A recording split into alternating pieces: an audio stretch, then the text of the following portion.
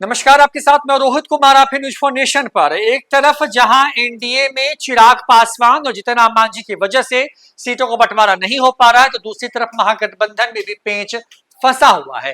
कांग्रेस हो, left party हो या फिर खुद मुकेश सहनी हो, सबने अपने अपने हिसाब से तेजस्वी यादव के सामने डिमांड्स कर दी हैं और उन मांगों को पूरा कर पाना फिलहाल तेजस्वी के लिए संभव नहीं है। लगातार मीटिंग पर मीटिंग चल रही है, क्योंकि 10 तारीख से नामांकन बिहार में शुरू हो जाएगा। 2 चरणों में चुनाव का ऐलान हो चुका है बिहार के अंदर में।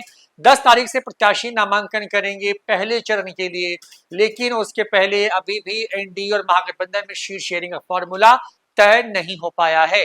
इसी बीच में एक बड़ी खबर अब आ रही है निकल के सामने कि ऐसा लग रहा है कि पशुपति पारस, जो अभी कुछ दिन पहले बहुत उम्मीदों से अरमानों के साथ महागठबंधन के साथ आए थे, अब उनकी बात वहां पे शायद नहीं बन पाई है और शायद ऐसा हो सकता है कि वो अब महागठबंधन से अलग हो जाए।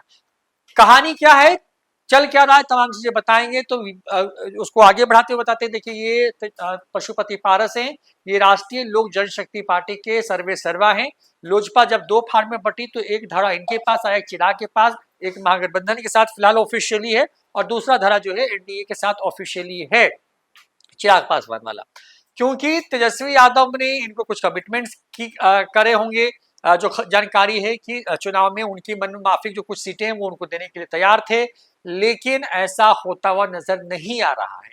सूत्र बता रहे हैं कि शायद बात नहीं बनी इन लोगों की, इसकी वजह से अब स्थिति ये हो गई है कि महागठबंधन से पशुपति पारस अलग जा सकते हैं, और अगर ये अलग जाते हैं तो क्या करेंगे, इसकी रणनीति जो है वो तय हो रही है।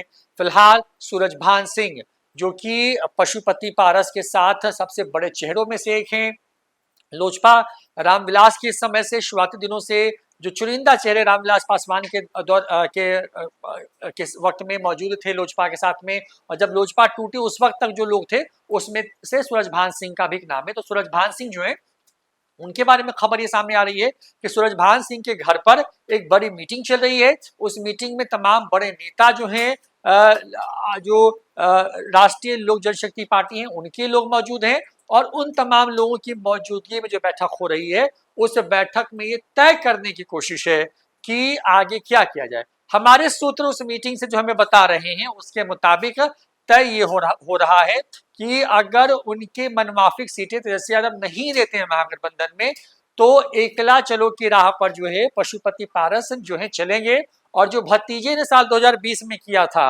वैसा ही कुछ पशुपति पारस इस बार 25 में करेंगे। अंतर बस ये होगा कि भतीजा यानी कि चिराग पासवान ने 2020 में अपने प्रत्याशी जदयू के खिलाफ उतारे थे बिहार भर में। इस बार ये होगा कि पशुपति पारस अपने भतीजे चिराग के खिलाफ, यानी कि जहां जहां से उनकी पार्टी चुनाव लड़ेगी वहां वहां पर पशुपति पारस की पार्टी जो है अपने प्रत्याशी उतारने जा रहा है, और इसी पर फाइनल मुहर लगने वाली है। चर्चा हो रही है इस पर, अंदर खाने से खबर है। अगर जो खबर आ रही है निकल के, अगर बात नहीं बनी तो आप मान के चलिए कि महागठबंधन में पहली ऑफिशियल जो टूट है वो होने जा रही है पशुपति पारस के अलग होने की खबर से। लेकिन दूसरी तरफ पशुपति पारस हार नहीं मानने वाले हैं, जानकारी ये भी निकल के आ रही है। हालांकि इस पूरी खबर पर फिलहाल ऑफिशियली जो है पशुपति पारस खेमे की तरफ से कोई भी बयान जो है वो नहीं आया है।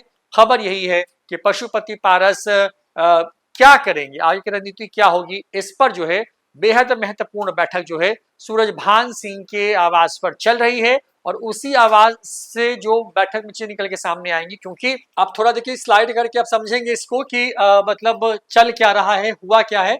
तो पूरी कहानी कुछ ऐसी है, जो एक फिगर आया था कि कितने कितने सीटें किसको मिलने वाली हैं। 243 सीटों के हिसाब से आरजेडी 130 पे लड़ सकती है, संभावना इस बात की। कांग्रेस को 58 में बनाने की कोशिश चल रही है, वीआईपी पार्टी को 20 पे बनाने की कोशिश चल रही है, सीपीआईएमएल को 25 पर, सीपीआई को 6 पर और सीपीएम को 4 पर। ये फिगर हो जाता है 243 का।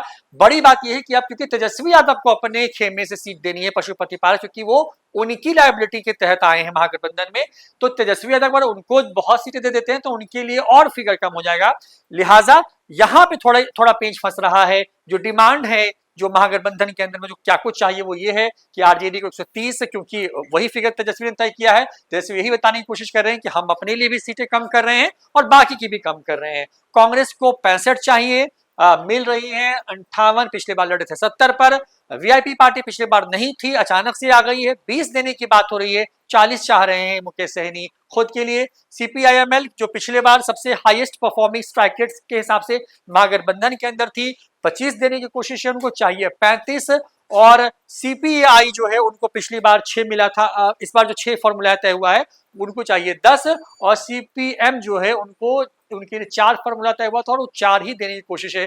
लेकिन इन तमाम खबरों के बीच में कहीं भी इस सीन में, इस फिगर में पशुपति पारस नहीं है, क्योंकि पशुपति पारस को तेजस्वी यादव अपने कोटे से जो है वो सीट दे सकते हैं। लेकिन दिक्कत यहाँ पर यही हो रही है कि जितनी सीटें देने को तैयार है उतने पे वो मान नहीं रहे हैं। अगर नहीं मानेंगे तो राहें अलग हो जाएंगी, और अगर अलग होते हैं तो चिराग के खिलाफ जहां जहां उनके भतीजे चुनाव लड़ेंगे, अगर एनडीए में के साथ रह के, तो जिस जिस सीट पर चुनाव लड़ेंगे उस सीट पर पशुपति पारस अपने प्रत्याशी उतार करके डैमेज करने की कोशिश कर सकते हैं। फिलहाल इतना ही, देखते हैं न्यूज़4 नेशन। नमस्कार।